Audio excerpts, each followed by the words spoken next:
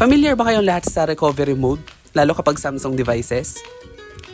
So meron kasi bawat Samsung kasi meron siyang recovery mode na tinatawag. Pero in this video, meron tayong gagawin. Yun yung custom recovery from TWRP. So ayan. So familiar dito, panigurado yung mga mahilig mag-install ng mga custom ROM, mga ganon. So in this video, yan, papakita ko sa inyo kung paano nga mag-install ang custom recovery. TWRP ang i-install natin. First things first, kailangan na laptop. Then, isa-search yun, TWRP for kung ano yung model device. Tulad nung yung sa akin, N8010 siya. Yan. So, importante na malaman nyo yung model number tulad ng ginawa natin kanina sa first part. Yan, importante na malaman nyo kung ano yung model number ng Samsung device nyo. So, yan. So lumabas na yung model na, lumabas na yung recovery mode na para sa phone. And kung makikita nyo, N8000, N8010. Maraming model ang Samsung Note 10.1. So, since sa akin yan, yung N8010, yan ang model nung sa akin, yan yung ida-download natin. So, yan. Next naman, ida-download nyo yung .tar. So, yan. So, yan ang kailangan natin. Hindi yung IMG, ha? Yung TAR. Ayan, TAR yung kailangan natin. So, yan. So, applicable pala ito sa lahat ng Samsung tablet. So, again, first things first, kailangan punta muna sa settings, then tignan yung model number. So, yan. Yan. Kung makikita nyo, nagda-download na yung TWRP. Next naman kailangan natin i-download is yung Odin. Ayan. Ilalagay ko yung link dyan sa baba, Odin download. Ayan.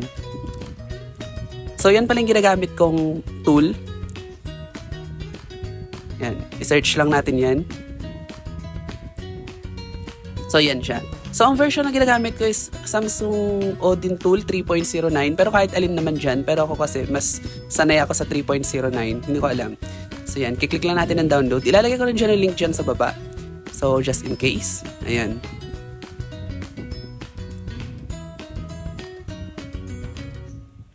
Next naman is, ayan. So, na-download na natin yung dalawa. Ang gagawin natin, so, gano'n lang kasimple. Ang gagawin natin, punta tayo sa download folder. Ilo-locate natin yung dalawang file. So, ayan. Ang gagawin natin is, extract natin yan. Since, yan. Extract natin siya. Next naman is, open natin yung Odin 3.09. So, yan yung tool na gagamitin natin para ma-install natin yung TWRP. So, yan. BL means bootloader siya. So, yan. I-shutdown lang muna natin yung Samsung device. So, yan. Ipa-power off lang natin yan. Tapos, next naman, uunahan ko na yung video. Pagsasabayin yung pindutin yung power button and yung volume down. Ayan. Power button and yung volume down. Yan. Pagsasabayin nyo siyang pindutin. Yan. Volume button and volume down. Ay, power button and volume down. Then, lalabas na yung download mode. Yan, click yung volume up to continue. Pero bago natin pindutin yun, i-connect muna natin yung tablet sa laptop. Yan. Since naka-connect na siya, sa AP nyo siya ilalagay. Ayan, click nyo yung AP. Then, makikita nyo yung dinownload natin na TAR. Ayan, TAR. Next naman is, i-click natin yung volume up. Ayan o, volume up, continue, nakasulat. Click natin yung volume up. Yan. Kasi pag volume down yung clinic natin, makakancel siya. So, yan. Click natin yung volume up. Yan, download mode. Automatic nang madedetect sa laptop yung word na added. Hanggat hindi lumalabas yung word na added, tulad niyan, ibig sabihin may mali sa procedure. Once na lumabas, click nyo na start.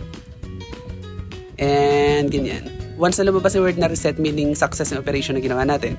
So yan, na-install na natin ang custom recovery mode ng tablet. Again, applicable to sa lahat ng Samsung Galaxy Tab. Basta take note lang kung ano yung model number ng tablet. Tulad ng akin, GTN8010.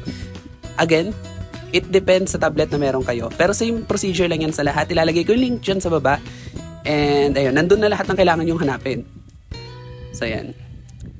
So, para ma-launch natin ang recovery mode, i-shutdown lang natin yung device.